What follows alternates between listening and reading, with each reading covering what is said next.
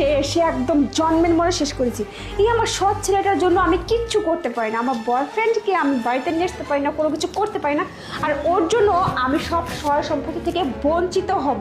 এর জন্য আমার পথের কাঁটাটাকে আগে শেষ করে ফেলছি। এখন সব সহায় সম্পত্তি, টাকা পয়সা আমার, আর আমার পেট থেকে যে সন্তান হবে তা। না না, সন্তানের কথা বলতেছি কেন, আগেই তো আমি সব কিছু নিয়ে আমার বয়ফ্রেন্ডের কাছে চলে যাব। কি মজা! কি রে, তুই তুই মরে যাসনি? তুই দাঁড়িয়ে আছিস মানে? এই তুই তার মানে তুই জুস খাসনি নাকি? গ্লাস তো ফাঁকা, খাসনি? আরে তুমি এখানে? এই তো সিরিঞ্জটা ফেলে দিয়েছিলে, তো ওই জন্য সিরিঞ্জটা আমি খুঁজে খুঁজে নিয়ে না আসলাম। মানে আসলে ও তোমার ছেলে জুস খেতে চাইছিল, জুস দিছিলাম মানে আসলে।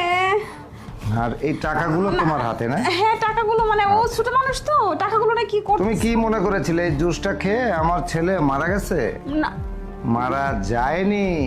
তুমি এগুলো টাকা নিয়ে তুমি নিজে খরচা করার জন্য আমার ছেলেকে তুমি বিষ খাইয়ে মারতে চেয়েছিলে। কিসের জন্য জানো? সেটা হলো তুমি এই যে বয়ফ্রেন্ড নিয়ে আসো, বাড়িতে মজা মাস্তি করো, আমার ছেলে তোমার একটা ডিস্টার্ব হয়ে যায়, যার কারণে আমার ছেলেকে দুই চোখে তুমি দেখতে পারতেছো না। এইভাবে চেষ্টা করতে করতে আজকে তুমি